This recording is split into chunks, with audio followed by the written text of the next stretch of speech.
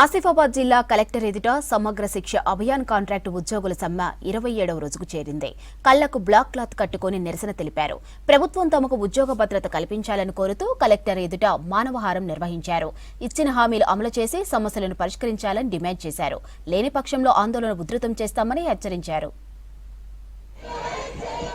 నిన్న ఏదైతే press meet లో చెప్పినటువంటి మాటలు యావత్ తెలంగాణ రాష్ట్రం మొత్తం కూడా 33 జిల్లాల్లో సమగ్ర శిక్ష ఉద్యోగులలో బాధకు గురి చేసినాయి.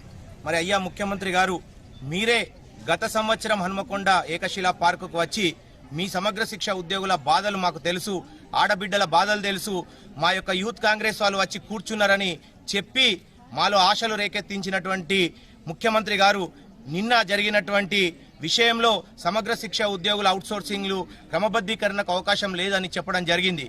అయ్యా ముఖ్యమంత్రి గారు, సమగ్ర శిక్షలో ఎక్కడా కూడా అవుట్సోర్సింగ్ ఉద్యోగులు లేరండి, కేవలం కాంట్రాక్ట్ ఉద్యోగులు, అది కూడా ప్రభుత్వం ఇచ్చినటువంటి roster, rule of reservation, merit, interview ఆధారంగా మేమందరం కూడా 19,325 మంది అపాయింట్మెంట్ కావడం జరిగింది.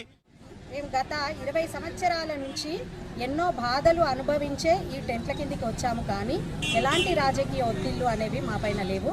మీరు నిన్న ఇచ్చిన ప్రెస్ మీట్ తోటి మేమందరం చాలా నిరాశకు గురయ్యాము. గత సంవత్సరం మీరు ఇచ్చిన హామీనే మాత్రమే మేము అడుగుతున్నామే తప్ప మేము అడిగేవి ఏవి కూడా ఇతర కోరికలు ఏవి కాదు.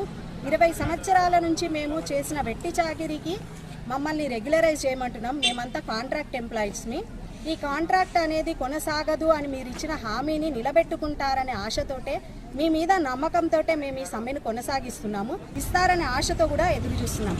సీఎం గారు, మా బాధలన్నీ కూడా మీకు తెలిసినవే, మేము చెప్పాల్సింది ఏమీ లేదు. ఈ ప్రభుత్వంలో అలాంటి కాకుండా ఖచ్చితంగా రెగ్యులరైజేషన్ అయి మా అందరి జీవితాల్లో వెలుగు నింపుకోబోతున్నామనే ఉద్దేశంతో కేవలం ఇది శాంతియుత పోరాటంగా మాత్రమే మేము ధర్నా చౌక్కి రావడం జరిగింది.